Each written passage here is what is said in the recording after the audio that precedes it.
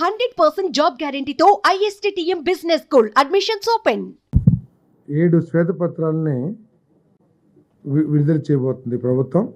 పోలవరం మీద ఒకటి, అమరావతి, విద్యుత్ పర్యావరణం, ల్యాండ్, శాండ్, మైన్స్, జియాలజీ మొదలైనవన్నీ కూడా, liquor and excise, law and order మరియు ఫైనాన్స్ మీద శ్వేతపత్రాలు రిలీజ్ చేయబోతా ఉన్నాము.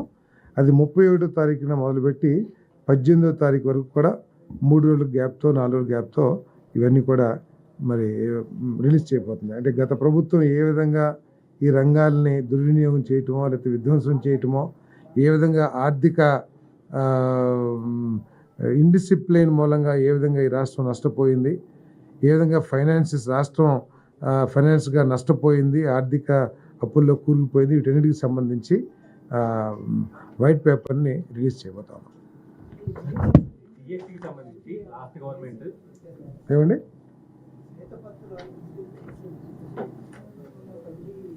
కమిటీ ఏం లేదు, ఆయా సంబంధిత మంత్రులు అధికారులు కలిసి తయారు చేసి ముఖ్యమంత్రి గారితో చర్చించి అవసరమైతే కేబినెట్ కొలీగ్స్తో కూడా చర్చించి రిలీజ్ చేస్తారు, ప్రభుత్వం రిలీజ్ చేస్తారు.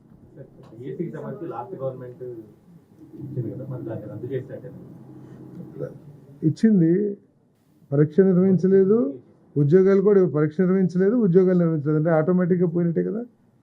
సో అన్ని కలిపి మొత్తం ఇందాక చెప్పే ఫిగరు 16,347 ఉద్యోగాలకి రిలీజ్ చేయబోతున్నాం.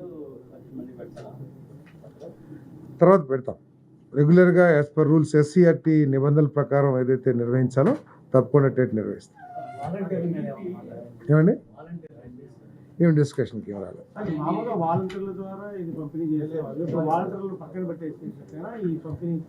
వాళ్ళు కూడా వీళ్ళతో పనిచేస్తారేమో. ఇది సచివాలయం స్టాఫ్తోనే పెన్షన్లు డిస్ట్రిబ్యూట్ చేయబోతాయి. డోర్ టు డోర్ ప్రతి ఇంటికి కూడా సచివాలయ ఉద్యోగస్తుల ద్వారా పెన్షన్ డిస్ట్రిబ్యూట్ చేస్తారు. వాళ్ళు ఏ విధంగా ఉపయోగించుకోవాలో అవన్నీ కూడా ప్రభుత్వం ఆలోచన చేస్తుంది. బట్ ఈ పెన్షన్ డిస్ట్రిబ్యూషన్ మాత్రం సచివాలయ స్టాఫ్ పూర్తిగా బాధ్యత తీసుకుంటారు.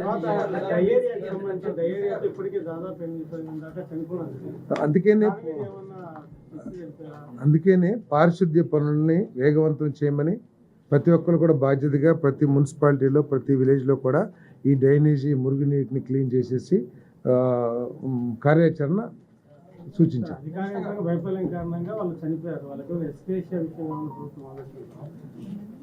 అది దాని మీద ఎంక్వైరీ చేయాల్సి వస్తుంది. అది ప్రభుత్వం ఏ విధంగా చనిపోయింది ఏంటి అనేది కూడా ఆలోచించి ప్రభుత్వం నిర్ణయం తీసుకుంటుంది.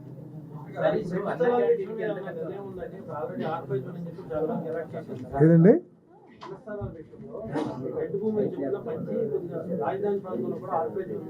అది కోర్టులో ఉంది కదా, కోర్టులో ఉన్నప్పుడు మనం ఏం చేయలేం కదా.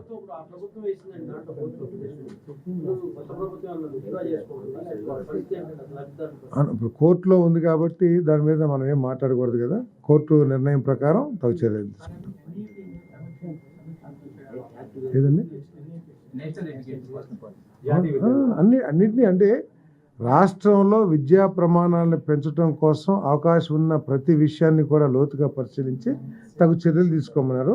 దాంట్లో భాగంగానే ఈరోజు టీచర్స్ ఉండాలి, అసలు విద్యా బోధన చేసేవాళ్ళు లేకపోతే విద్య ఎట్లా అందుతుంది అనే ఉద్దేశంతో ఖాళీలున్న ప్రతి 16,347 పోస్టులు భర్తీ చేయడమే కాకుండా ప్రతి సంవత్సరం కూడా రెగ్యులర్గా DSC పెట్టి వచ్చిన ఖాళీలన్నీ కూడా భర్తీ చేయాలని కూడా నిర్ణయం తీసుకున్నాం. ఏం నేను చెప్పినవి క్యాబినెట్లో డిస్కషన్. ఏదండి వాళ్ళు చేసింది అయిపోయింది కదా, వాళ్ళు చేశారు కదా. ఇప్పుడు మౌలిక సౌకర్యాలు ఏర్పాటు చేస్తానికి కూడా ప్రాధాన్యత ఇస్తాం, దాంట్లో ఎటువంటి డౌట్ లేదు. కానీ చదువుకు ముఖ్యం విద్యాబోధన చేసేవాళ్ళు కావాలి కదా. విద్యాబోధనను వదిలేసేసి బిల్డింగ్ కట్టాము లేకపోతే రంగులేసాము అంటే విద్య అభివృద్ధి చెందదు కదా. కాబట్టి ముందు విద్యా ప్రమాణాలు పెంచడం కోసం, విద్యాభివృద్ధి కోసం టీచర్స్ని, ఖాళీలున్న టీచర్స్ అన్నిటిని కూడా పోస్టులు కూడా ఫిలప్ చేస్తారు. సుమన్ టీవీలో మీ పర్సనల్ అండ్ బిజినెస్ ప్రమోషన్స్ కోసం కింది నెంబర్కి కాంటాక్ట్ చేయండి.